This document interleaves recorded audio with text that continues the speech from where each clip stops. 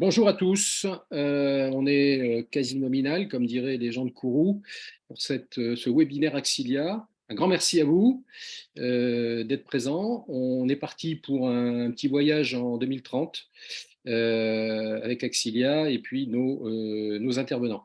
Alors, Axilia, en deux mots, pour ceux qui ne connaissent pas, nous sommes un spécialiste de finances responsables depuis 2005 exactement. On travaille sur tout ce qui est finance d'impact.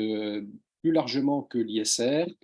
Donc, on travaille beaucoup sur la microfinance depuis déjà quasiment 10 ans, sur l'immobilier à haute performance, à bonne performance énergétique, n'exagérons pas. Les prêts à la transition agricole, on a aidé par exemple une plateforme comme Mimosa à lancer son dernier fonds de prêt et on travaille très fortement depuis 4 ans sur le climat et on a lancé des travaux plus personnels à notre sauce avec notre patte sur le risque carbone, on en reparlera plus tard. On essaye de suivre tout ce qui se passe en France et à l'étranger. On est membre de plusieurs coalitions, une finance sans tabac, et on a signé le Colonne Carbone il y a déjà 2 ans. On était le premier signataire français. C'est une coalition internationale de grands patrons notamment qui pousse pour une tarification du carbone. On reste dans le sujet du jour. Et on est en cours de certification Bicorp. Ça fait 1 an qu'on est dessus, c'est très long pour ceux qui l'ont déjà fait, donc on espère que ça va se déboucler bientôt. Voilà. En tout cas, ça nous a amené à écrire une raison d'être que vous voyez indiquée en bas de l'écran. Donc, transparence, sincérité, simplicité. Toute l'équipe s'est retrouvée autour de ces 3 mots-là et on essaye de décliner ça dans tout ce qu'on fait, que ce soit le score carbone ou le reste. Voilà. Ça, c'était la petite présentation d'Axilia. L'équipe, vous l'avez là, vous avez quasiment à l'écran tout le monde. Donc Ferdinand, analyste ISR, Amandine, impact développeur, Juliette, qui est pas loin, qui est notre stagiaire dauphine, comme on en reçoit beaucoup, et de stagiaires et de dauphines. Et puis on a également des gens qui nous aident à côté à travailler sur tout ce qui est notamment le carbone. On a un consultant qui est astrophysicien, parce que le GIEC, c'est quand même des trucs un peu compliqués et surtout très épais, donc il nous faut quelqu'un pour décrypter tout ça. C'est notre Champollion à nous. Et puis on a également David Garbous, qui a travaillé dans l'agroalimentaire, qui nous aide aussi à regarder tous ces sujets-là, l'agroalimentaire étant un sujet déjà très attaqué depuis bien plus longtemps que la finance. Voilà, toute l'équipe a travaillé. Aujourd'hui, on va accueillir donc 3 intervenants qui, dans l'ordre qui est ici à l'écran, vous parleront de carbone, d'engagement, de décarbonation. Donc Ferdinand Raffi, qui est notre analyste ISR, Mathieu Joubrel, qui va arriver. Il finissait un rendez-vous. Mathieu est le responsable de la recherche de Valueco, qui est une fintech de recherche française. Et puis, on a également Mathieu Silva Santos, qui est directeur de la clientèle privée, Goodvest. Alors, c'est intéressant parce qu'on aura donc un conseiller financier, un chercheur, plutôt B2B, et puis donc une plateforme d'épargne B2C. Donc, voilà, ces regards sont complémentaires et je pense intéressants par rapport au sujet du jour. Eh ben, je donne d'ores et déjà la parole. Nous partons directement dans le concret à Ferdinand. Ferdinand, c'est à vous. Merci Vincent. Bonjour à tous. Donc, je vais vous présenter donc les résultats de cette étude. Et avant tout ça, je voudrais déjà remercier Juliette pour son travail. Donc Vincent vous l'a présenté tout à l'heure. Elle a beaucoup bossé aussi sur cette étude. Donc, ça fait maintenant plus de 2 mois qu'on est sur cette étude. Donc, c'est quand même un énorme travail. Donc, dans un premier temps, je vais vous parler un peu du profil des entreprises SBTI. Donc, chose importante à avoir en tête, il y a 4000 entreprises aujourd'hui dans l'initiative SBTI. Parmi elles, il y en a 2500 qui ont fait valider leur plan de réduction. Les autres sont en cours de validation. Et à l'intérieur de ces 2500, on a 1063 entreprises qui sont cotées en bourse. Donc, ces 1063 entreprises représentent 2,1% des entreprises cotées dans le monde. Donc, on voit qu'on est vraiment sur peu d'entreprises, enfin, ça représente peu finalement sur le total de toutes les entreprises cotées. Ferdinand, comme je le ferai de temps en temps, puisque je suis l'animateur, est-ce que vous pouvez expliquer à ceux qui ne connaissent pas ce que sont les SBTI? Ça veut dire quoi SBT? Alors, Ça veut dire quoi c'est les Science Based Targets Initiative. Donc, c'est une initiative qui permet aux entreprises de faire valider par la science leurs objectifs de réduction. J'en parlerai un tout petit peu un peu plus après sur concrètement comment ça fonctionne. Et pour nous, c'est très important, c'est le fait que ça soit validé par la science. Voilà. Et donc, il y a des infos à avoir en tête déjà dans ces profils SBTI, c'est qu'il y a 3 pays qui ressortent. C'est la Grande-Bretagne, la France et la Suède, qui sont les pays en proportion qui s'engagent le plus par rapport au MSCI World. Donc en fait, ce qu'on a fait, c'est qu'on a comparé les entreprises qui avaient des validations SBTI par rapport à leur présence dans le MSCI World, donc dans l'indice boursier des plus grandes capitalisations boursières. Et on s'est rendu compte que ces 3 pays-là ressortaient beaucoup plus, donc s'engageaient en proportion beaucoup plus. À l'inverse, il y avait 2 autres pays qui s'engageaient beaucoup moins, c'était les États-Unis et l'Australie, qui sont beaucoup plus en retard. Plus globalement, on voit vraiment qu'il y a un effet Europe, continent. Les entreprises en fait européennes s'engagent beaucoup plus que les entreprises dans les autres continents du monde. Voilà. Et puis sur l'aspect sectoriel, là aussi, il y a des choses très intéressantes. On se rend compte qu'en moyenne, il y a 40% des entreprises dans le secteur de l'industrie et de la consommation discrétionnaire. Donc, consommation discrétionnaire, c'est tout ce qui est luxe, automobile, qui se sont engagés sur une trajectoire SBTI. En comparaison, dans la MSCI World, il y a seulement 28% des entreprises dans ces 2 secteurs. Donc, on voit vraiment que ces secteurs s'engagent beaucoup plus. À l'inverse, le secteur de la finance est très faible. Il n'y a que 4% de finance dans les entreprises SBTI, alors que c'est 15% dans le MSCI World. Et donc, pourquoi ça? Tout simplement parce qu'en fait, dans la finance, 93% des émissions sont sur le scope 3 d'émissions liées au financement et aux investissements des banques. Et les banques ne publient pas de manière générale ce scope 3. Compliqué à partir de là de s'engager sur des trajectoires de réduction. Donc, ça explique voilà, l'absence de la finance, quasi-absence. Et puis, par contre, là où il n'y a vraiment aucune entreprise, c'est dans le secteur de l'énergie. Donc, l'énergie, c'est souvent les énergies fossiles, où là, pour le coup, il n'y a aucune entreprise qui est compatible avec le SBTI. Donc, voilà, donc ça, c'est le profil des entreprises SBTI. Donc, nous, ce qu'on a fait à partir de là, c'est qu'on a traité toutes ces entreprises. Comme je vous l'ai dit tout à l'heure, ce qui a été très important chez Axia, c'était de s'appuyer sur des travaux scientifiques. C'est la raison pour laquelle on a utilisé les SBTI. Voilà, les SBTI vérifient tous les objectifs des entreprises en faisant des contrôles de cohérence pour vérifier que les engagements sont cohérents voilà, avec les trajectoires annoncées. Donc ça, c'est la première chose à faire qu'on a fait chez Axia, c'était de prendre les objectifs SBTI et pas juste prendre des objectifs dans des rapports annuels qui ne sont pas forcément validés par la science. Dans un second temps, on a exclu toutes les entreprises. Donc, tout à l'heure, je parlais qu'on avait 1063 entreprises cotées. Nous, on s'intéresse uniquement aux entreprises cotées parce qu'on a toutes les informations. On a exclu certaines entreprises cotées parce qu'elles ne publiaient pas un scope 3 qui nous paraissait cohérent selon notre base de données. Donc, on a préféré se baser voilà, sur des entreprises les plus, où on était vraiment sûr des émissions de gaz à effet de serre publiées. Et puis, troisième point, à partir de là, on a conçu un algorithme qui a permis de transformer tous les objectifs phrasés en tonnes d'émissions exploitables. Alors, qu'est-ce que ça veut dire phrasé? En fait, ce qui se passe, c'est que si vous allez sur le site du SBTI, vous allez voir, il y a un nombre incalculable d'entreprises avec des objectifs qui sont en forme de phrase. Par exemple, Nestlé s'engage à réduire de 30% ses émissions sur les 3 scopes.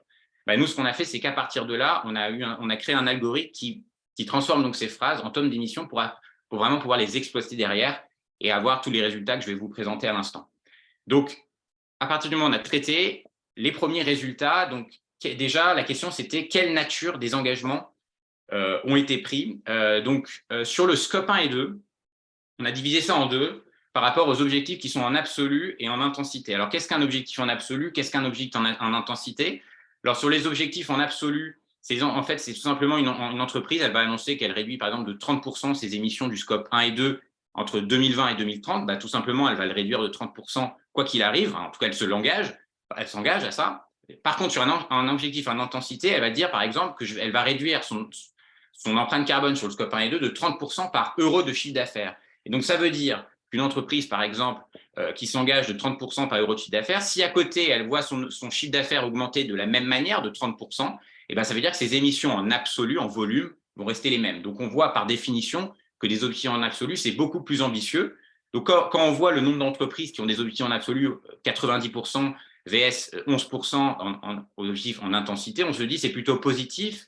Mais si on regarde la colonne de droite, c'est là où les premiers problèmes se posent. C'est qu'en fait, sur les 11% d'entreprises qui se fixent des objectifs en intensité, ces 11% représentent 53% des émissions totales des entreprises validées SBTI. Donc ça, c'est vraiment un chiffre à avoir en tête, que finalement, les entreprises qui ont des objectifs en intensité sont les objectifs qui ont les plus gros scope 1 et 2 en termes de tonnes de CO2 en absolu. Donc voilà, donc ça c'est sur le scope 1 et 2. Sur le scope 3, le constat est un peu le même, hein, c'est-à-dire qu'on a 60% des entreprises qui s'engagent à réduire en absolu, 21% en intensité et 20% qui ne se fixent aucun objectif sur le scope 3. Alors, je précise, le SBTI oblige un objectif sur le scope 3 quand il représente au moins 40% des émissions. Et quand on regarde à droite le poids dans le total des émissions de CO2 des aucun objectif, on se rend compte qu'en fait, ça ne pèse pas énormément, donc ce n'est pas forcément un vrai sujet. Par contre, le sujet, c'est toujours le même qu'avant. Les objectifs en intensité par rapport à leur pourcentage en nombre et en poids dans les émissions est plus élevé. Donc, encore une fois, même si c'est pas aussi important que sur le scope 1 et 2, on voit vraiment que les entreprises avec des objectifs en intensité sont souvent les entreprises qui ont les plus grosses postes d'émissions, donc par exemple là sur le scope 3. Donc voilà, à partir du moment où on avait fait de ce constat sur les engagements, on a voulu regarder ces engagements au prisme du score carbone Axilia. Alors qu'est-ce que la méthodologie Axilia et le score carbone Axilia? Alors, il faut savoir chez Axilia, le plus important pour nous dès le départ, ça a été de compter ce qui compte vraiment et d'utiliser des indicateurs pilotables.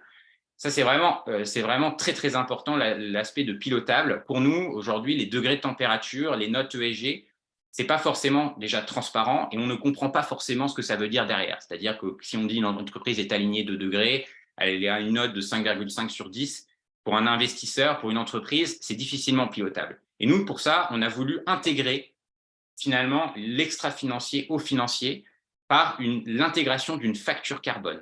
Cette facture carbone que je présenterai après vient finalement s'intégrer dans le résultat d'exploitation de l'entreprise.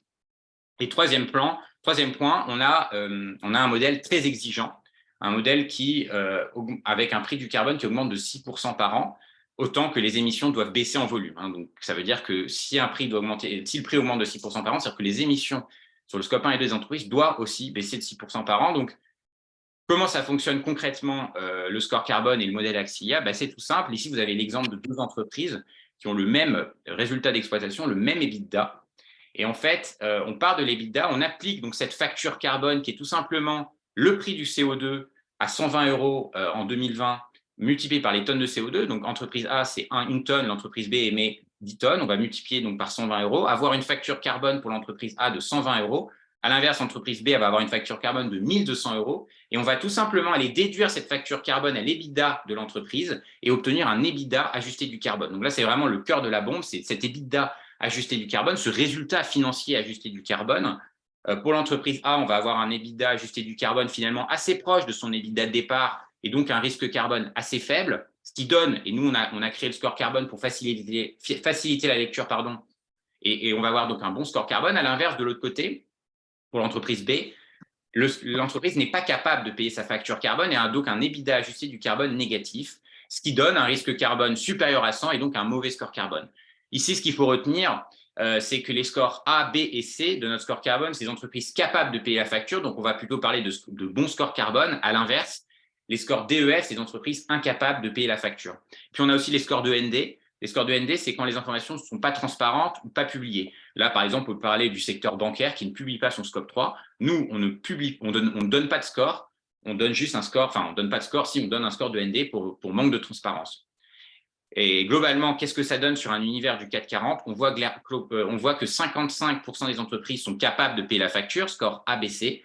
À l'inverse, on a 45% des entreprises qui ne sont pas capables de payer. Alors, je mets les 13% de ND à l'intérieur parce qu'on a fait des estimations et dans le secteur bancaire, si les entreprises publiaient leur scope 3, globalement, les scores carbone tourneraient autour de F. Donc voilà, c'est pour ça que je dis qu'en moyenne, 45% des entreprises incapables de payer. Donc, comme on l'a dit tout à l'heure, on est vraiment sur un modèle exigeant et on a vraiment voulu voir à partir de là quel serait l'impact sur les engagements SBTI. Et voilà, donc sur les engagements SBTI, on s'intéresse dans un premier temps au scope 1 et 2. On se rend compte ici, très rapidement, de la baisse. Donc là, si vous allez voir, donc vous voyez donc par score, la variation des scopes 1 et 2 des entreprises selon leur score carbone entre 2020 et 2030. Donc, ce qui est intéressant ici, c'est qu'on voit que meilleurs sont les scores carbone, finalement, meilleurs sont les engagements. En tout cas, il semblerait que les entreprises qui ont les meilleurs scores carbone s'engagent sur des objectifs plus ambitieux. À l'inverse, si on regarde les scores E et F, le score D s'en sort encore très bien. Les scores EF, là, on voit vraiment un vrai décalage où les engagements sont beaucoup plus faibles. Alors, pourquoi ça? il y a deux raisons qui peuvent être expliquées. Déjà, il y a l'effet des objectifs en intensité. Il y a un vrai constat, c'est que les entreprises, et comme je le disais tout à l'heure, qui ont des mauvais scores carbone, donc des scores de F, c'est-à-dire qui font beaucoup d'émissions, s'engagent en intensité. Et en fait, on se rend compte aussi que selon des estimations d'analystes sur des chiffres d'affaires, les chiffres d'affaires augmenteraient plus vite pendant la période 2020-2030 que de ce qu'ils ont annoncé comme réduction. Et donc, en fait, on va avoir une hausse des émissions sur les scores carbone F. C'est un comportement qui est complètement aux antipodes de l'accord de Paris et surtout, ça montre quand même une inquiétude, sachant que c'est quand même ces scores-là, c'est quand même ces entreprises-là qui ont des mauvais scores, qui ont les plus gros leviers pour faire baisser les émissions totales. Un exemple concret, un ArcelorMittal qui a un score de F, qui par exemple dit qu'elle va réduire de 50% ses émissions sur le scope 1, on parle d'une réduction de 50 millions de tonnes de CO2. Un LVMH qui annonce la même chose avec un score de A, c'est que 500 000 tonnes de CO2. Donc, on voit vraiment la complexité et l'importance pour ces entreprises-là de se fixer des engagements ambitieux pour vraiment pouvoir atteindre les accords de Paris. Et pour le coup, ce n'est pas du tout le cas. On est même sur une augmentation des émissions estimée entre 2020 et 2030. Donc, voilà, tout ça, c'est un constat qui est très important à noter. Les entreprises qui émettent beaucoup de CO2 sur leur scope 1 et 2, aujourd'hui, n'ont pas d'engagement suffisamment ambitieux. Ferdinand, j'ai une question Oui, sur le prix du carbone, une question d'Alain Risbourg. Sur la base de oui, quel prix du carbone faites-vous l'analyse? Je me permets de poser la question tout de suite parce que bien c'est sûr. assez central. Alors, sur le scope 1 et 2, c'est un prix qui augmente de 6% par an. On part en 2020 à 113 euros et on arrive en 2030 à 200 euros. Sur le scope 3, c'est un peu différent. Comme vous savez, sur le scope 3, il y a pas mal de double comptage. Le prix est un peu différent. On a un prix qui commence au même niveau, mais qui va moins vite et qui augmente donc moins vite. On part de 108 euros en 2020, mais on arrive seulement à 150 euros. Voilà, donc ça, c'est un constat qui est important à avoir en tête, en effet.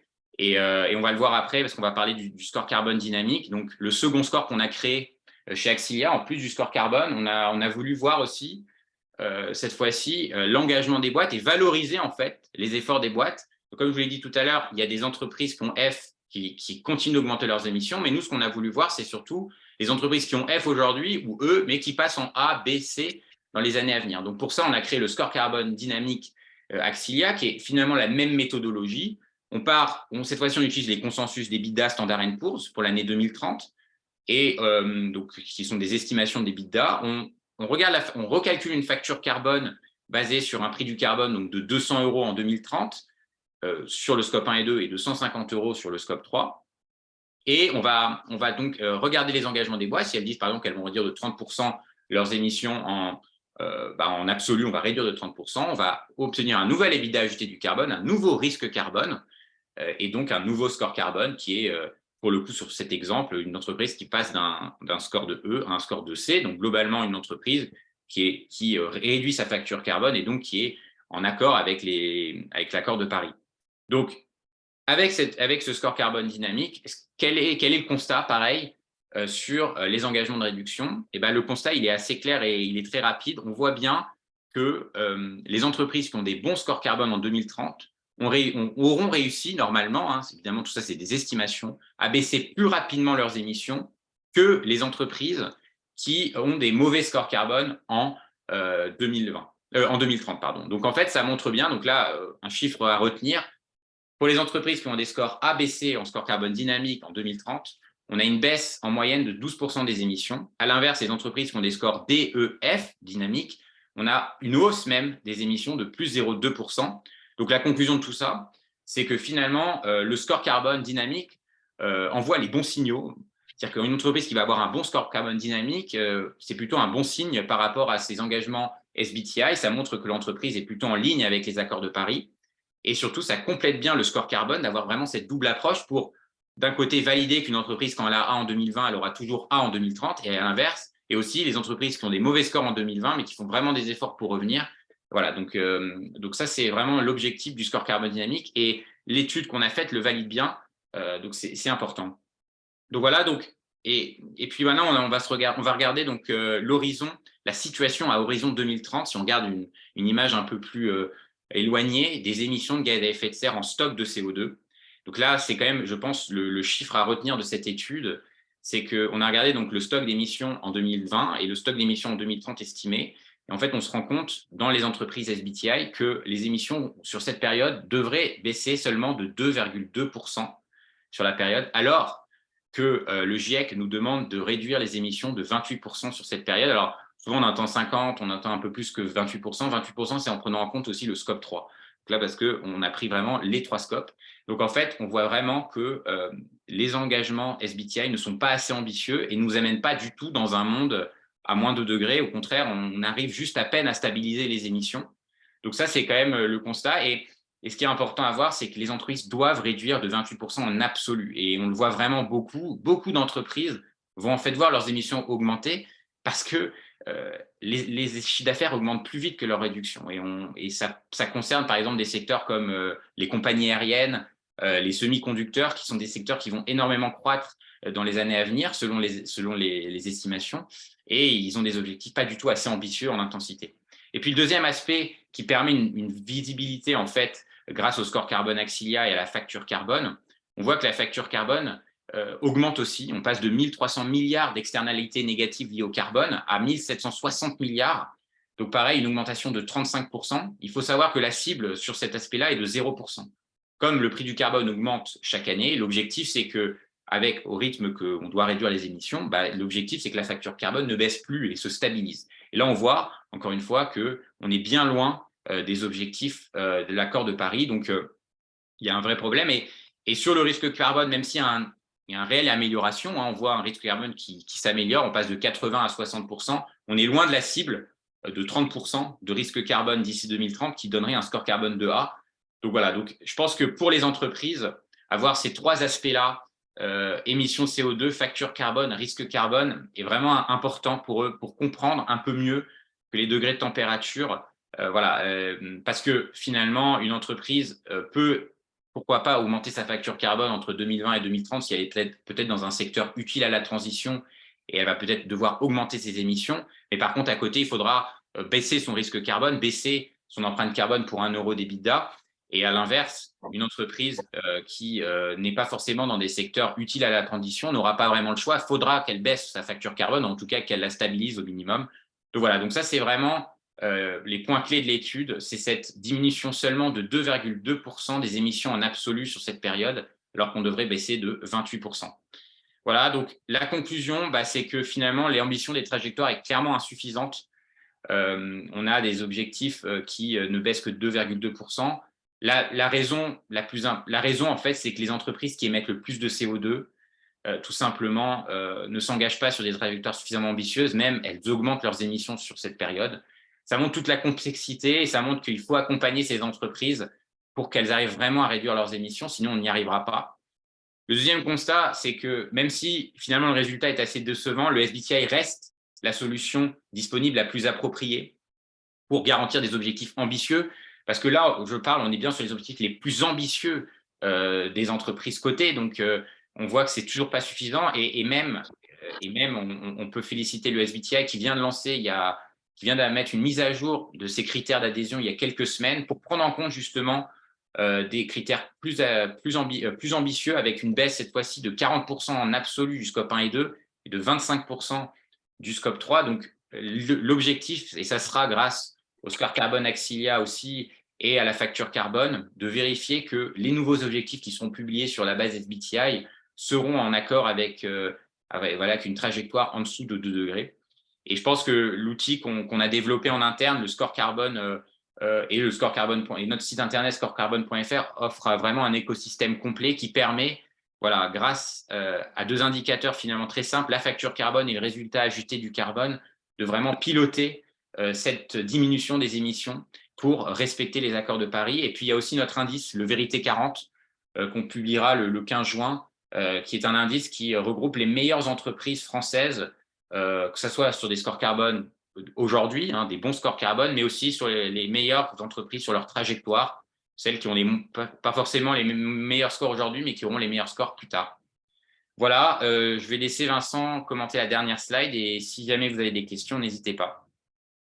Merci Ferdinand. Oui, donc juste une slide pour justement rendre un peu plus visuel le site dont on a parlé. Donc il existe depuis maintenant 2 ans, un peu moins, le site scorecarbone.fr.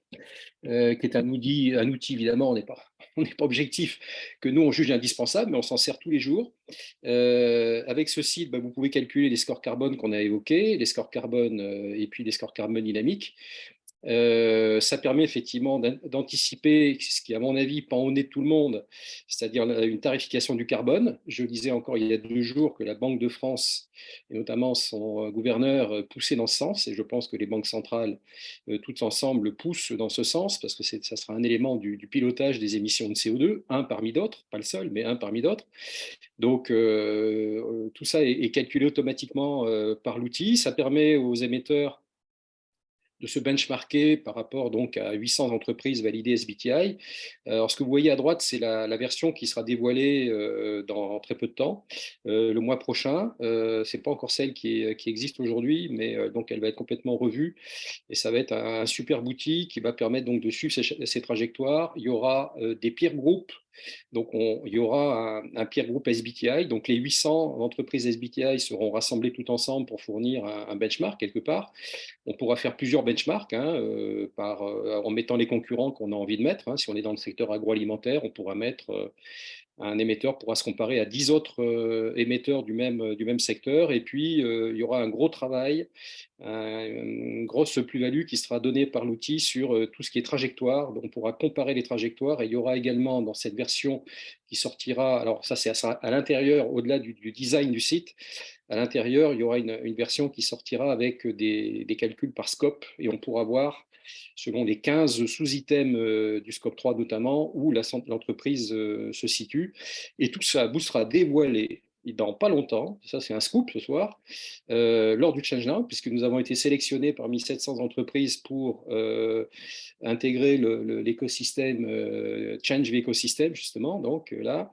Et donc, cette version sera présentée avec les écrans, comme vous l'avez au-dessus, donc les 25, 26 et 27 mai, où nous serons heureux de vous retrouver au Grand Palais éphémère.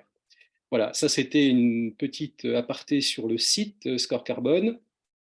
Donc là, on a terminé la présentation Axilia. Je passe la parole à Mathieu Joubrel doit être là, qui nous a rejoint et à qui j'ai demandé de faire un travail, parce qu'ils ont un superbe outil, il va nous présenter Valueco en quelques secondes, ils ont un superbe outil où ils travaillent sur les consensus, une espèce de consensus ESG, donc ils regardent toutes les notes que mettent les sociétés de gestion, notamment sur les émetteurs, et donc j'ai demandé à Mathieu qu'il nous regarde la corrélation qu'il peut y avoir entre justement les notes ESG qu'il a dans sa bécane et puis les objectifs SBTI. Mathieu, dévoile-nous un peu tout ça. Merci Vincent pour cette introduction. Donc oui, je vous parlais rapidement un petit peu de quelles sont nos données, ce qu'on fait nous pour que vous compreniez bien le commentaire que je vais faire après sur la perception qu'ont les investisseurs des entreprises SBTI. Donc nous, en gros, ce qu'on fait, c'est que on va voir les gestionnaires d'actifs qui développent de plus en plus en interne des scores et des signaux ESG. Il n'y a pas que les agences de notation, les fournisseurs de données qui vont développer des scores, mais aussi les investisseurs en interne qui vont souvent acheter plusieurs sources de données différentes pour se forger leur propre avis. Et ça, c'est un sentiment de marché qui n'est pas vraiment capté. La plupart du temps, la vie reste en interne. Tout le monde ne publie pas comme Axilia les scores carbone et les scores qui sont propriétaires et développés en interne. Donc, nous, ce qu'on fait chez Valuecometrics, c'est qu'on va récupérer tous ces scores. On s'adresse à toutes les banques, les gestionnaires d'actifs, les fonds de pension, parfois qui développent leurs propres scores extra-financiers aussi. On les récupère pour constituer en fait une base de données de l'avis de tous les investisseurs sur toutes les entreprises. Et donc, ces avis-là, ce qu'on récupère, ça va être concrètement des scores ESG, des scores environnementaux, des scores sociaux et des scores sur la gouvernance de l'entreprise. Donc, on a une certaine granularité sur ce qu'on va récupérer. Et sur cette base de données, on a tout vraiment le sentiment de marché sur chacun des émetteurs. Donc, ce qu'on a fait là, c'est qu'on a pris la liste des 800 entreprises qui ont été regardées par Axilia et étudiées dans le cadre de l'étude qu'a proposé Ferdinand, pour voir en fait comment elles étaient perçues par les investisseurs et s'ils étaient perçus différemment des autres entreprises. Donc, si tu veux passer à la slide suivante, s'il te plaît. Ce qu'on a fait, c'est qu'on a pris les niveaux qui ont été fournis par Axilia. Il y a deux choses qui sont intéressantes à regarder sur les engagements SBTI. c'est déjà la couverture qui est prise en compte. Est-ce que l'entreprise va s'engager sur 20%, 50%, 100% de ses émissions sur ces différents scopes? Donc, on a fait différents niveaux de couverture et aussi le niveau d'ambition. Est-ce qu'elle va s'engager à résoudre de 10%, 50%, 100%? Donc là, ce que j'ai regardé, c'est déjà quelque chose qui sautait pas mal aux yeux. J'ai regardé pour chaque niveau de couverture. Donc, les différentes lignes sont des niveaux de couverture. On voit 0, 1, 2, 3. Donc, 0, c'est un niveau qui est peu ambitieux. 3, c'est un niveau qui est très ambitieux. Euh, pour chacun de ces niveaux, j'ai regardé dans chacune des régions, donc Afrique, Asie, comment étaient perçues en moyenne les entreprises comparées aux entreprises du marché normal de leur région. Donc, par exemple, on voit là le moins 0,17 en haut à gauche, moins 17%. Ça signifie que les entreprises africaines qui ont pris des engagements SBTI sur un périmètre très large sont en moyenne perçues 17% moins bien que leurs pairs, que les autres entreprises africaines en moyenne par les investisseurs. Et donc là, ce qu'on voit, c'est clairement des bandes verticales. On voit en fait que la perception va dépendre énormément de l'origine de l'entreprise. Donc, typiquement que les entreprises européennes, asiatiques, nord-américaines bénéficient, ou en tout cas sont en moyenne nettement mieux perçues quand elles prennent des engagements SBTI que les autres entreprises de la même région, mais que les entreprises, par exemple, africaines et d'Amérique centrale et du Sud ont, elles, tendance à être à peu près aussi bien perçues, sinon légèrement moins bien. Donc ça, c'est quelque chose voilà, qui peut être un petit peu surprenant. Sans doute qu'une interprétation possible, c'est de se dire que dans ces régions-là, c'est pas perçu l'engagement SBTI et donc les engagements climatiques et sur les réductions de carbone sont pas vraiment perçus comme une priorité, voire peuvent être perçus comme contre-productives et que ça va donc pas vraiment favoriser la vision et les scores ESG que les investisseurs vont donner aux entreprises.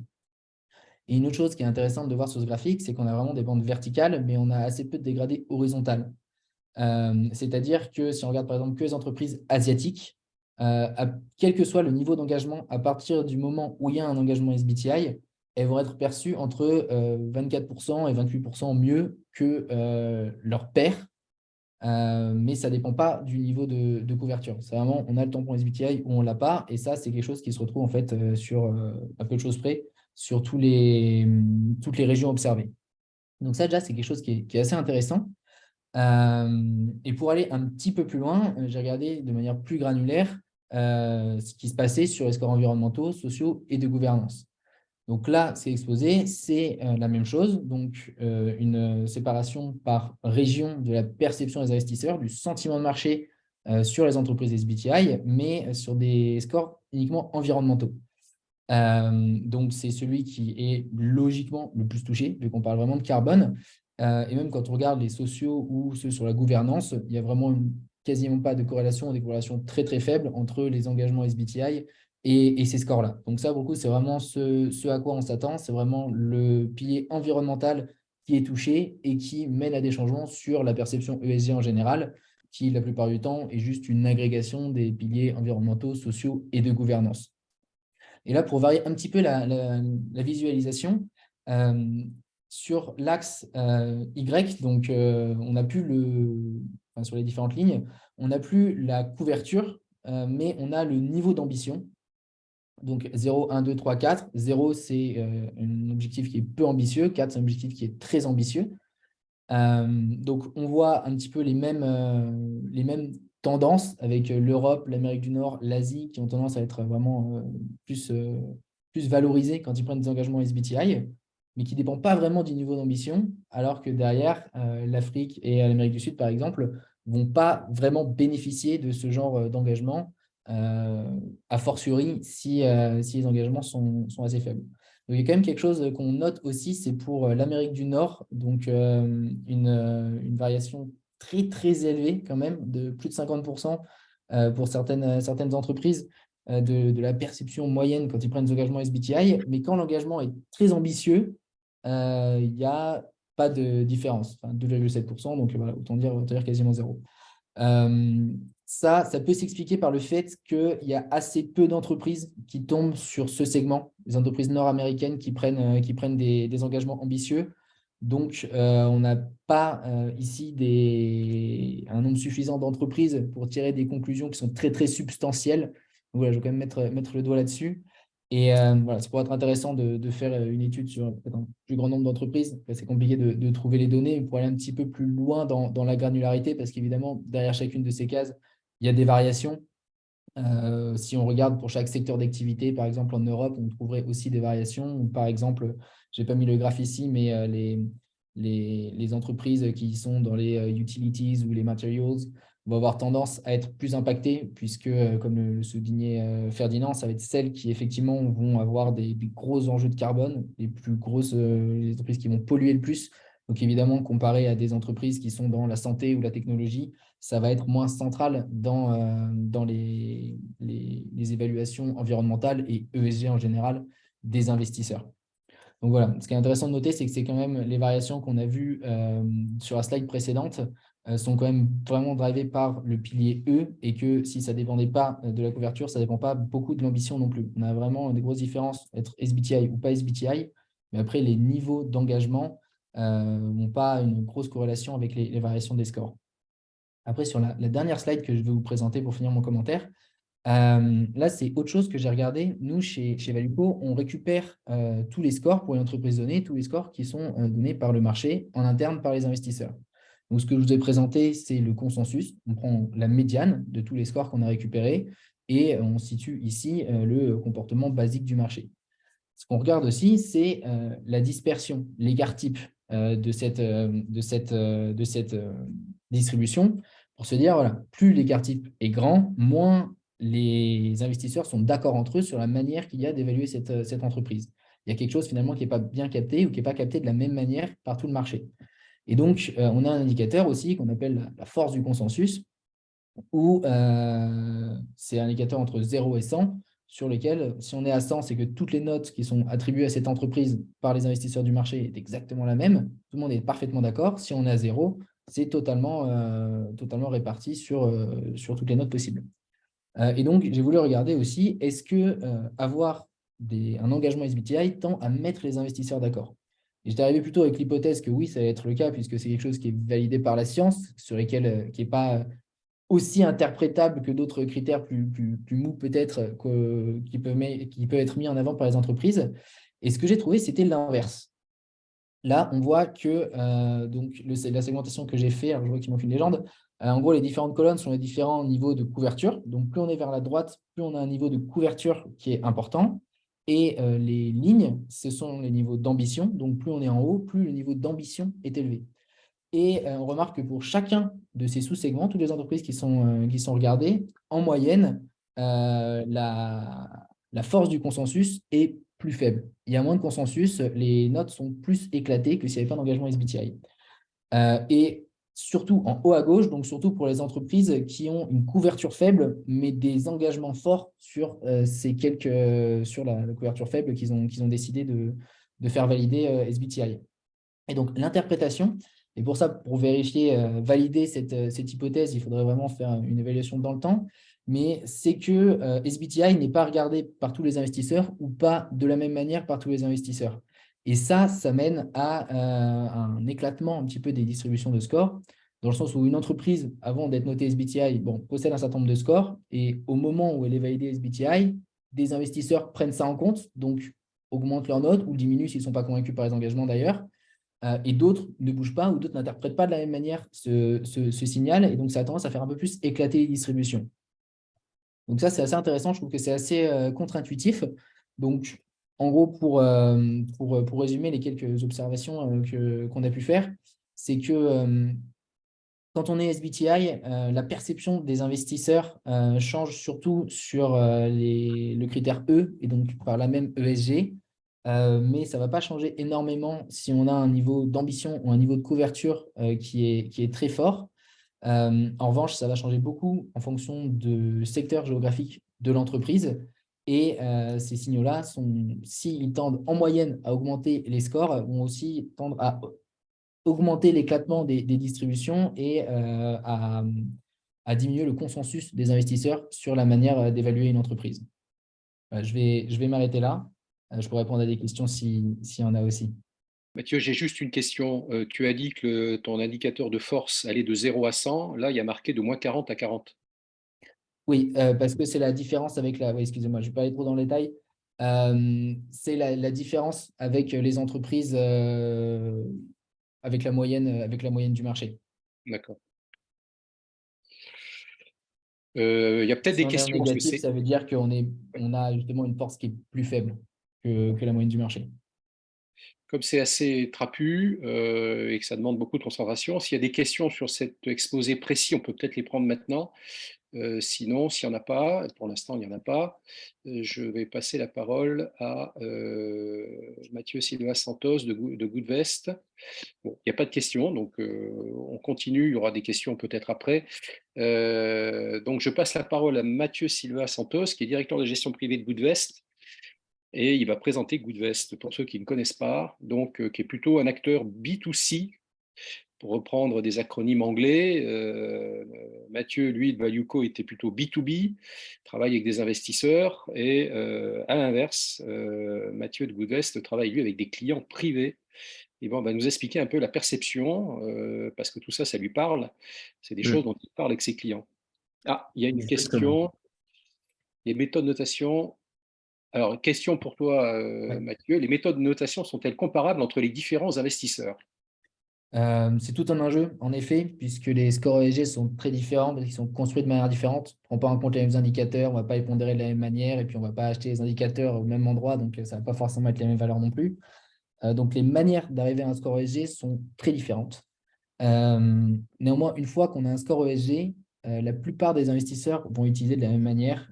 Soit ça va être pour faire de l'exclusion, soit il va y avoir voilà, des modèles d'optimisation qui vont permettre d'intégrer le score dans la sélection des entreprises et des émetteurs qui vont intégrer les portefeuilles. En fait, voilà, nous, la vision qu'on a, c'est que les scores, bon, ils sont différents, il y a des lettres, des chiffres. En faisant du traitement de données, on peut les remettre tous sur la même échelle. Et même ce qu'on regarde directement, ce n'est pas le score lui-même, mais comment l'entreprise se positionne par rapport à ses pairs dans l'univers d'investissement de chaque investisseur. Donc, on ne regarde pas le score brutalement, on regarde vraiment comment elle est perçue par rapport aux autres. C'est un indicateur qui est un peu plus relatif. Et derrière, nous, on fournit des analyses là-dessus. Et la raison pour laquelle on pense que c'est pertinent, c'est voilà, une fois qu'on a un score, ils vont être en fait utilisés de la même manière. Donc, on segmente les investisseurs qui vont avoir une stratégie ou une autre. On ne va pas forcément tous les comparer frontalement. Mais ceux qui ont la même utilisation d'un score ESG, même s'ils n'ont pas eu la même méthode pour y aboutir, on va quand même les comparer parce qu'ils vont ils vont envoyer un signal sur le marché qui va être de même nature. Voilà, pour faire rapidement. Donc d'ailleurs, on ne l'a pas mis la slide, mais il faut imaginer, Nadine, qu'il y a quelque chose en format horizontal. Il y a un nuage de points de 0 à 100, et on a autant de points qu'il y a d'investisseurs ou de sociétés de gestion. Et donc, automatiquement, pour une même société, Carrefour, par exemple, ou Total, les gens vont se positionner soit à l'extrême droite ou à l'extrême gauche, ou au milieu. Et le fait d'être aux extrêmes, au milieu, dans le paquet, bah, ça dit quelque chose du regard qu'on porte sur une société. Donc, ça amène les gens à s'interroger. Tiens, je suis celui qui note le moins bien Carrefour au Total. Pourquoi je suis là? Quelle en est la raison? Voilà, automatiquement, ça permet des jugements relatifs. Donc, c'est intéressant pour ça. Très bien. On passe la parole à Mathieu Silva Santos, donc directeur de gestion privée de Goodvest. À toi, Mathieu. Merci Vincent. Alors effectivement, tu l'as très bien rappelé, moi j'aurais plus la vision épargnant, mais toutes ces données, tout ça, ça me parle. Ça démontre d'une certaine complexité, en tout cas d'un point de vue environnemental et d'un point de vue de la transition. Donc si même pour des professionnels, effectivement, on voit qu'il y a une certaine complexité, on n'ose même pas imaginer ce que c'est pour un épargnant, où c'est un véritable casse-tête aujourd'hui. Et tout ce que vous venez de dire, en réalité, ça ne m'étonne pas forcément. Et ça prouve aujourd'hui, ça démontre aujourd'hui d'un certain manque également dans le milieu de l'épargne pour l'ensemble de nos particuliers. C'est ce qui est inscrit un petit peu dans cette slide. Il y a quelques chiffres que j'aime bien montrer aujourd'hui, c'est que notre épargne a un impact significatif et c'est traduit finalement par les chiffres que vous avez montrés, hein, Ferdinand et Mathieu. Aujourd'hui, le patrimoine financier des Français, c'est 6 000 milliards d'euros. C'est gigantesque, mais qui n'est pas investi d'une façon, de la meilleure des façons, malheureusement. 3 chiffres en bas qui le démontrent. au moins 80% des fonds labellisés ISR qui investissent dans au moins une entreprise en lien avec les énergies fossiles, seulement 0,2% des actifs sous gestion globaux qui sont alignés avec l'accord de Paris sur les 3 scopes d'émissions de CO2, donc ce qui démontre l'importance aujourd'hui du scope 3, comme l'a rappelé Ferdinand tout à l'heure. Et ça, c'était une étude justement du CDP, du Carbon Disclosure Project, qui le montrait. Donc, preuve qu'aujourd'hui, malheureusement, nos épargnants ne sont pas investis, en tout cas de la meilleure des manières, pour atteindre les objectifs qui ont été fixés par l'accord de Paris. Et un chiffre qui est encore plus parlant, alors qu'à prendre avec précaution, bien évidemment, c'est aujourd'hui l'empreinte carbone des épargnants qui est assez conséquente. On estime en moyenne, alors bien sûr c'est une estimation, on estime qu'en moyenne, aujourd'hui, l'épargne moyenne des Français sur la base de 25 000 € émet en moyenne 11 tonnes de CO2 par an. 11 tonnes de CO2, je pense qu'on se rend compte aujourd'hui ce que c'est plus que sa consommation personnelle, alors c'est toujours des chiffres à ne pas additionner, mais ce qui démontre aujourd'hui qu'il y a un réel problème dans l'épargne des Français et ce qui fait le lien, je trouve, naturel avec ce que vous venez d'exposer, du fait qu'aujourd'hui, on a des engagements qui ne sont pas suffisamment, enfin des entreprises qui ne sont pas suffisamment peut-être engagées ou ambitieuses d'un point de vue de leur réduction de leurs émissions de gaz à effet de serre. Si tu passes justement à la slide juste après, voilà Ferdinand, merci.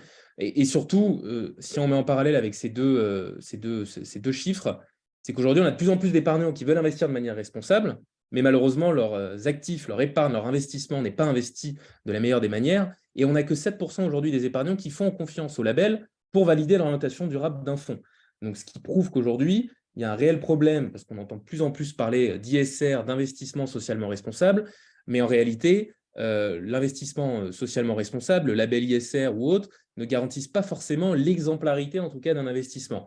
Parce qu'on peut retrouver encore des entreprises impliquées dans des industries polluantes, parce qu'on peut encore retrouver des entreprises impliquées dans les énergies fossiles, ce qui est un réel problème aujourd'hui pour l'épargnant. Donc, ma vision, elle est vraiment par rapport à ça. Et donc, si tu passes justement à la slide d'après, c'est pour ça que nous, on a créé Goodvest dès le départ, c'était pour apporter à la fois de la transparence aux épargnants, plus d'exigence et de la pédagogie également. Aujourd'hui, Goodvest, très rapidement, on est une entreprise à mission qui propose justement la première épargne alignée sur l'accord de Paris. Alors tout à l'heure, Ferdinand, tu parlais de trajectoire, justement. Alors nous, effectivement, on se base sur la trajectoire de réchauffement climatique pour montrer justement où on va avec cette épargne, mais bien évidemment, et là je partage entièrement ce que tu dis, les entreprises ne peuvent pas piloter finalement au jour le jour cette trajectoire, c'est très compliqué, et il y a un indicateur qui est beaucoup plus pilotable, c'est les émissions de gaz verts, c'est l'empreinte carbone. Et pour citer Vincent qui est présent, c'est un indicateur qui est scientifiquement évaluable, comme tu le dis, et donc qui est très utile en tout cas pour pouvoir se rendre compte de l'impact environnemental de son épargne. Et nous, c'est ce qu'on fait chez Goodvest, en fait, c'est d'analyser justement l'empreinte carbone de l'ensemble de nos investissements, et surtout les scopes d'émissions, parce que Ferdinand l'a rappelé, sur les banques, c'est 93% en moyenne. Pour une société, c'est 80%, 80-85% que représente aujourd'hui le scope 3 dans l'empreinte carbone d'une société. C'est hyper important aujourd'hui de toujours avoir en tête cet indicateur par carbone, de pouvoir aller au-delà aujourd'hui de ce qui se fait dans le milieu de l'épargne, au-delà des différents labels, ISR, de la réglementation SFDR. Il y a encore des études qui sont sorties il n'y a pas si longtemps, hein. Je prends une étude de la Banque de France qui est sortie il n'y a pas si longtemps, mais si un investisseur prend au hasard un fonds labellisé ISR et un fonds non labellisé, il a une chance sur 2 que le fonds labellisé ISR soit moins vertueux que le fonds non labellisé. Donc, ce qui prouve aujourd'hui qu'il y a toujours un réel manque et qu'il faut être davantage exigeant et toujours plus exigeant sur le plan écologique. Et surtout, moi, ce qui est très important, c'est, je vous ai parlé, j'ai beaucoup parlé d'empreinte carbone, mais il y a également la partie engagement.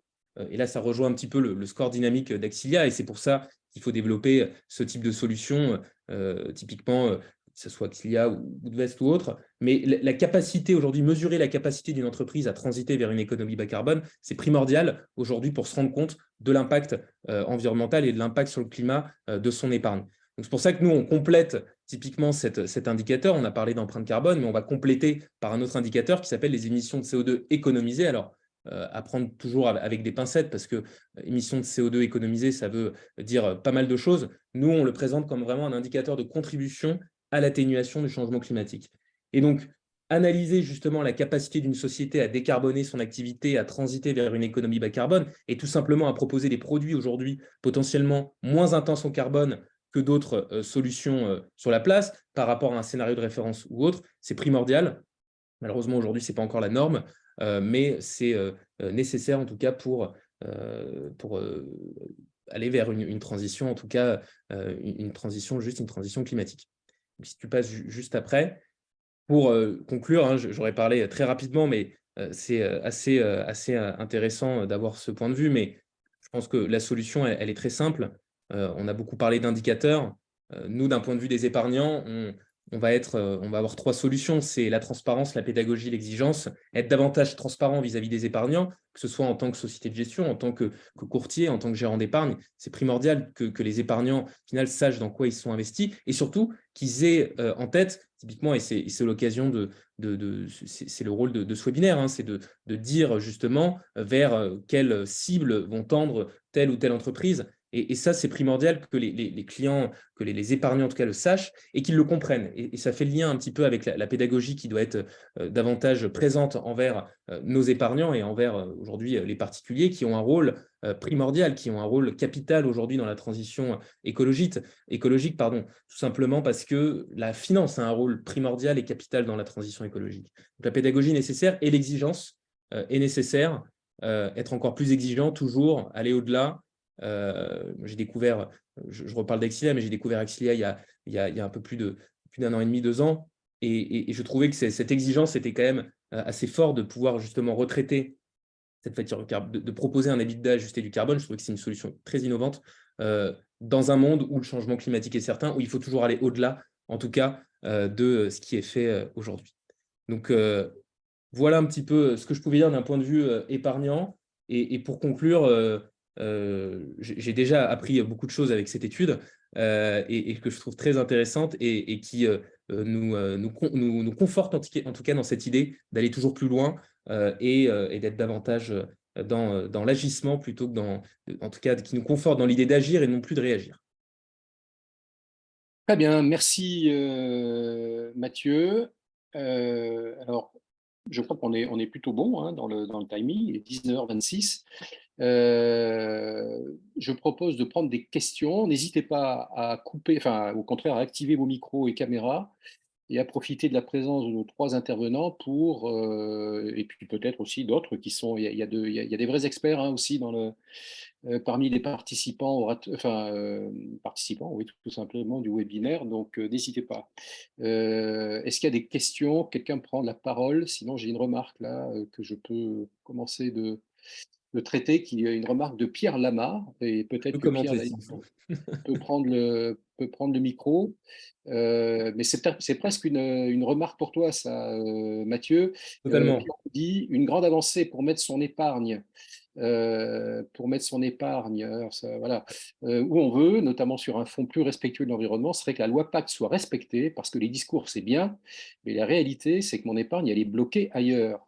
Qu'est-ce Totalement. que tu peux dire à ça? Totalement, et ça c'est un énorme problème parce que nous on considère qu'aujourd'hui il y a beaucoup d'épargnants qui sont pris en otage, il faut le dire, c'est un mot qui est assez fort, mais il y a des épargnants qui sont pris en otage parce que la loi Pacte aujourd'hui, alors là je vais parler de l'assurance vie, parce que nous c'est la solution qu'on propose, l'assurance vie, aujourd'hui la loi Pacte a instauré la transférabilité de l'assurance vie au sein d'une même entreprise d'assurance. Malheureusement, il y a encore pas mal d'entreprises, de courtiers en tout cas en assurance, qui se pensent, j'imagine, peut-être au-delà de cette loi, puisqu'en fait la loi Pacte n'est pas, en tout cas cette disposition n'est pas contraignante malheureusement, et qui refusent effectivement le transfert des contrats d'assurance vie ou de l'épargne dans un autre établissement pour potentiellement qu'elle soit mieux gérée et en tout cas gérée de la manière la plus respectueuse de l'environnement. C'est un fait, malheureusement, aujourd'hui. Nous, on fait partie d'un petit consortium de gérants d'épargne en ligne, justement, pour faire avancer les choses, pour faire avancer la loi Pacte, qu'elle soit respectée. On voit que ça bouge. Dans la nouvelle loi de finances, a priori, c'est quelque chose qui va être évoqué, d'instaurer une contrainte pour que justement les courtiers d'épargne et les banques plus traditionnelles appliquent aujourd'hui la loi. Il y a encore beaucoup d'avancées. Alors, on ne parle même pas de la transférabilité entre entreprises d'assurance, parce que là, on en est à des années-lumière. Malheureusement, c'est vrai que ça demande du temps, mais on avance. On espère que ça ira plus vite. En tout cas, Pierre, mais voilà, c'est quelque chose qu'on regarde de très près parce que c'est pareil, il en va de la confiance de nos épargnants et également l'urgence est quand même réelle. Merci Mathieu. J'ai une autre question de Younes qui nous dit, j'ai une question pour Mathieu, donc j'imagine que c'est Mathieu Joudrel. Est-ce qu'il y a un constat lié au secteur d'activité des entreprises SBTI, par exemple? Est-ce que le regard des investisseurs est amplifié sur un secteur spécifique? Alors, oui, j'ai pas mis les graphes ici, parce que bon, je vais me concentrer sur certains, sur les biais géographiques qui étaient encore plus forts, vraiment très marqués. Oui, on constate qu'il y a des secteurs qui sont plus impactés que d'autres. Et voilà, je pense que c'est ceux pour lesquels le carbone va avoir plus de poids dans les notes environnementales. Essentiellement, c'est ça. Donc, je me souviens effectivement qu'il y avait Utilities et Materials qui étaient assez impactés. Voilà, comme ce que disait Ferdinand, voilà, ArcelorMittal, voilà, si tout de suite commence à prendre des décisions, ça se compte en dizaines de millions de tonnes, donc c'est quelque chose qui a un gros impact. La santé et les télécommunications, par exemple, le sont moins. Donc à ce niveau-là, il y a des biais, mais qui étaient quand même moins forts, moins systématiques. Et je pense que ce qui serait intéressant, comme je disais, ce serait de faire une analyse un petit peu plus fine encore, en allant sur des niveaux d'industrie. Moi, ce que j'utilisais, c'était la classification GIX. Donc, il y a juste 11 secteurs pour toutes les activités. Et après, quand j'essaie d'aller un peu plus finement, en fait, on se retrouve avec des sous-secteurs d'activité dans lesquels il peut y avoir très peu d'entreprises. Donc, statistiquement, c'était assez glissant d'aller tirer des conclusions là-dessus.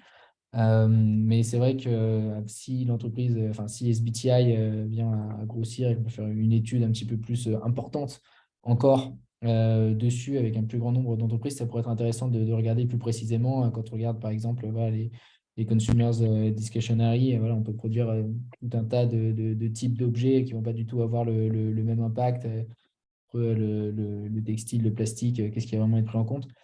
Ça pourrait être intéressant. Donc, je dirais que oui, il y en a a priori. Je n'ai pas fait d'études approfondies, mais ouais, c'est intéressant. On peut continuer la conversation et parler un petit peu des quelques biais qu'on a quand même pu observer. Et une fois de plus, d'ailleurs, pour compléter la réponse, c'était quasiment que sur le S, il y a vraiment il y a vraiment aucune corrélation avec SBTI.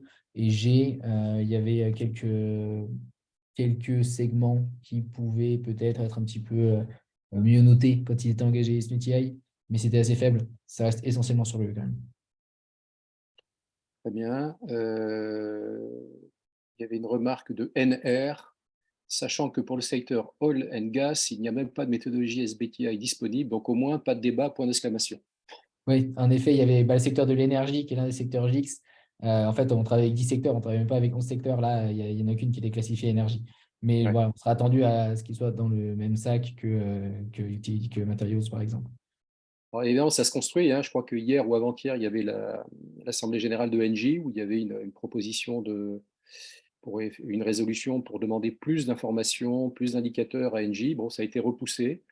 Mais il y avait quand même une grande proportion du flottant qui a été mobilisé, donc c'est quand même des sujets qui poussent. Plus il y a d'acteurs qui s'intéressent à ce sujet, plus il y a de Goodvest, plus il y a de clients qui rejoignent Goodvest, plus il y a de gens qui utilisent un EBITDA ajusté. Je pense que, alors on prêche évidemment pour notre paroisse, mais on a été très impressionnés de voir qu'il y a 10 jours, le premier grand émetteur a fait le choix de cet indicateur. Cet émetteur s'appelle Getlink. Getlink a choisi de publier désormais un EBITDA ajusté du carbone, en indiquant d'ailleurs que c'était beaucoup sous l'impulsion un peu des travaux d'Axilia. Hein. On discute avec Getlink depuis 2 ans. Voilà. Donc je pense que des outils pilotables, parce que je ne vois pas un PDG réunir ses équipes le matin en disant on va faire passer notre note ESG de 5,2 à 5,4. Je ne sais pas comment est-ce qu'il ferait. Il peut, par contre, tout à fait piloter avec son directeur financier un EBITDA. Les émissions de CO2, c'est quelque chose qui est simple, il n'y a que 2 indicateurs. Et voilà, on peut avancer sur des choses comme ça. Donc, je pense qu'il faut arriver aussi à ce que les entreprises puissent se saisir d'indicateurs simples pour que ça puisse avancer. Voilà. Est-ce qu'il y a d'autres questions? Younes n'est pas convaincu, hein, reste à voir. Une question de Valentin. Bonjour à tous, merci pour ce webinaire. J'ai une question concernant l'EBITDA ajusté d'Axilia. Pour Ferdinand, quelles sont les limites de cet outil aujourd'hui et qu'avez-vous prévu de mettre en place chez Axilia pour aller plus loin dans le développement de cet outil? Alors, les limites, Ferdinand, il y en a forcément. Oui, en effet, il y a des limites. Les limites, elles sont qu'aujourd'hui, il est possible par exemple, d'augmenter son EBITDA ajusté du carbone tout en augmentant ses émissions. Si par exemple une entreprise arrive à augmenter son EBITDA de 50%, mais ses émissions de 12%, son EBITDA ajusté du carbone, il va augmenter. C'est pour ça, et c'est très important, et c'est ce qu'on a dit pendant le webinaire, qu'il faut toujours mélanger, entre guillemets, la facture carbone et l'EBITDA ajusté du carbone. Parce qu'en fait, ces deux indicateurs ensemble, là, pour le coup, ils donnent une vraie indication. Si on a par exemple une facture carbone qui augmente dans le temps, là, ça veut dire que les émissions augmentent et qu'il y a un problème. Mais l'EBITDA peut à côté aussi augmenter. Donc, c'est vraiment important d'avoir ces deux indicateurs et aussi, ça dépend des entreprises. Encore une fois, si on est une entreprise qui est très importante, et c'est là-dessus qu'on travaille aussi en interne, on essaye de développer le rapport à l'utilité aussi à la transition est important. C'est-à-dire qu'une entreprise, par exemple Getlink, on en parlait, même le PDG de Getlink annonce qu'ils vont augmenter leurs émissions en absolu parce qu'ils ont envie d'augmenter leur chiffre d'affaires et leurs émissions parce qu'ils veulent que les gens arrêtent de prendre, par exemple, le bateau pour aller en Angleterre, enfin le ferry, et plutôt prennent le train. Et donc, en fait, grâce à ça, ils vont enlever des émissions liées au ferry, mais ils vont augmenter les leurs. Donc là, pour le coup, eux, s'ils regardaient que la facture carbone, elle augmenterait et ça ne serait pas très cohérent. Donc l'intérêt, là, pour les bidas ajustés du carbone, il est très important. Donc vraiment, c'est vraiment utile d'avoir cette double vision.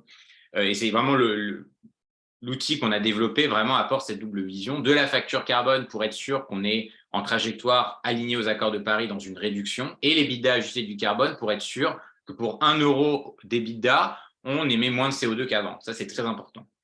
J'espère avoir répondu à la question. Alors, je complète la réponse. Donc, je précise que Valentin est étudiant. Bravo Valentin de s'intéresser à des sujets comme ça.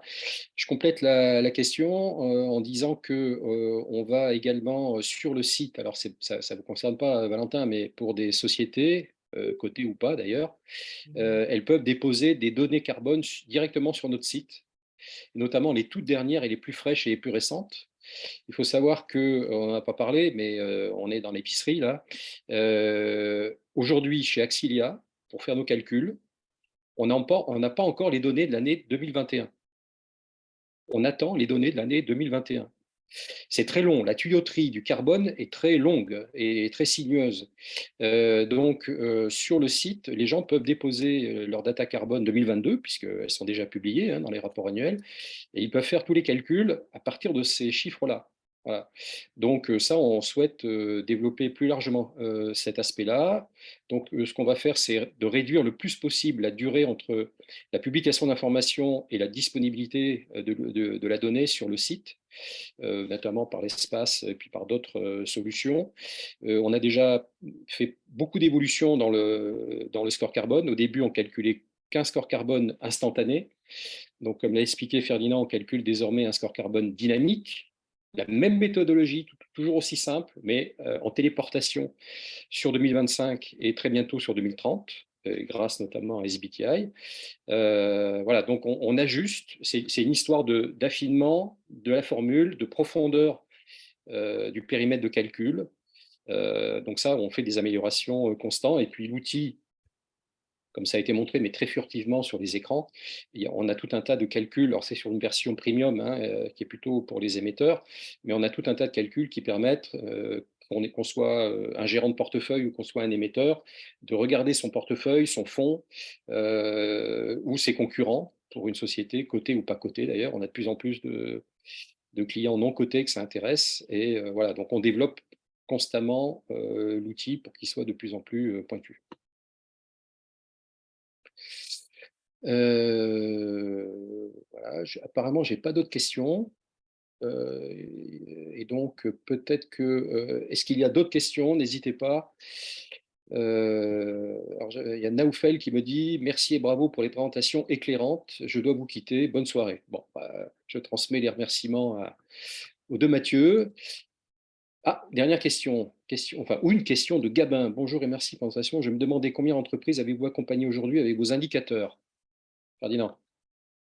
Alors, sur le corps carbone, vous avez sur le site les nombres d'entreprises qui soutiennent et qui utilisent la démarche Axilia. Donc, on en a au moins 5 entreprises cotées. Et puis, on accompagne aussi pas mal d'entreprises dans le secteur de l'agroalimentaire, aussi avec l'ILEC, qui nous aide donc à approcher toutes ces entreprises, toutes ces marques de l'agroalimentaire pour réduire aussi leur empreinte carbone d'ici 2030. On sait que c'est un secteur qui est très attaqué et qui a besoin aussi de réduire, et surtout avec l'annonce récente de Carrefour qui veut que tous ses fournisseurs soient alignés sur 1,5 degré. Donc ça aussi, c'est un lien avec le scope 3, hein, c'est voilà, inciter ses fournisseurs à réduire, et souvent ces marques-là sont un peu surprises, et voilà, on essaie de les accompagner pareil pour réduire et être en aligné avec justement l'accord de Paris.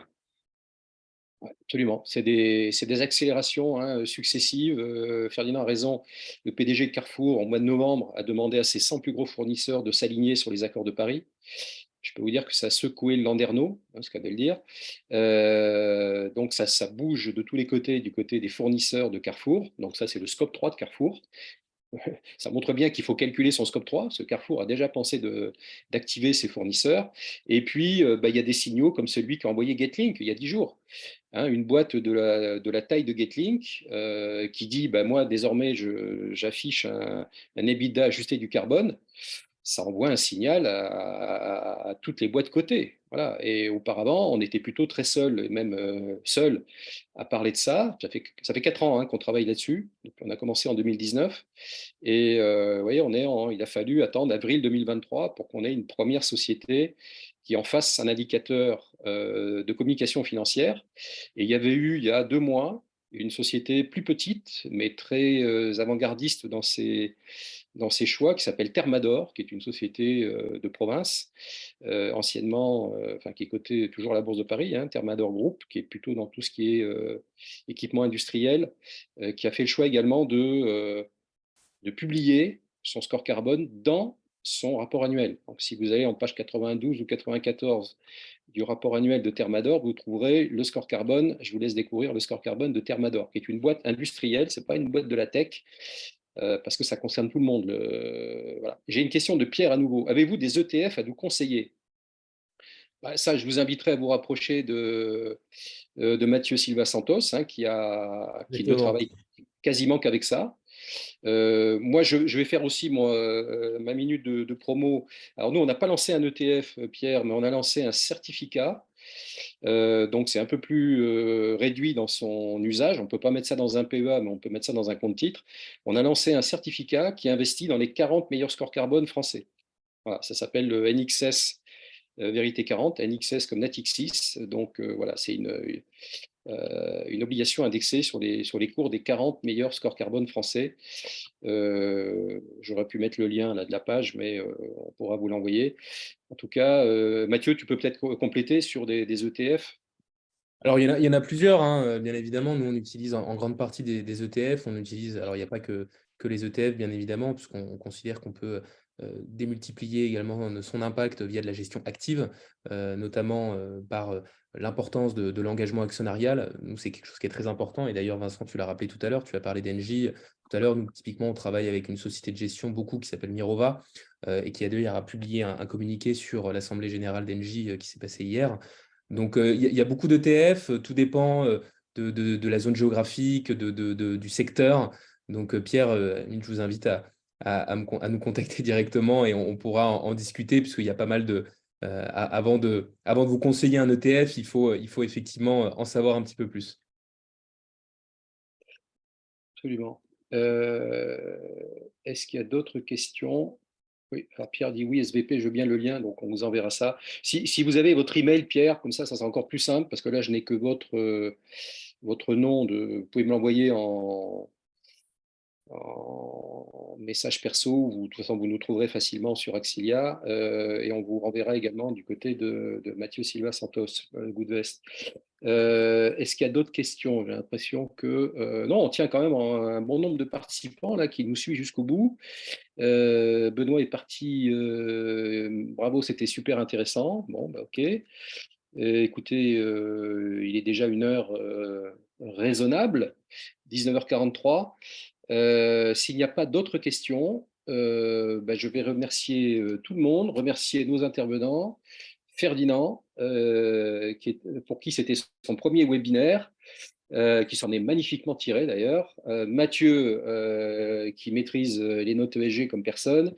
Et l'autre Mathieu, qui a l'habitude de ferrailler et de convaincre ses clients. Et d'ailleurs, je félicite Mathieu et Goodvest. Ils ont on appelle ça comment, un chat, Exactement. un chat où ses clients, leurs clients s'expriment librement. Et ils sont parfois incisifs, hein, ils vous posent des questions, comme tu l'as dit. Très exigeant. Ils sont Exigeant, très comme tu dis tout exigeants, à l'heure. voilà. Ben oui, c'est des gens qui s'intéressent au climat. Donc, comme vous affichez cette exigence-là aussi, ils vous challenge. Donc, allez voir un peu ce chat. Vous voyez les questions qui sont posées, les réponses qui sont apportées. Je pense que si une banque faisait ça, voilà, bravo, bravo Goodvest d'avoir ce courage que d'afficher ces discussions en mode libre. Et donc, voilà. Merci beaucoup, en tout cas. Ghislain qui nous dit bravo, le chemin est encore long, mais il est passionnant. Le voyage est passionnant, absolument. Voilà. Merci à tous. Je crois que on a fait le tour. Et à bientôt pour un autre webinaire. Le chemin est long, comme on a dit. Voilà. Au Merci revoir. beaucoup. Bonne Merci soirée. Au beaucoup. revoir. Au revoir. Au revoir, excellente soirée, au revoir.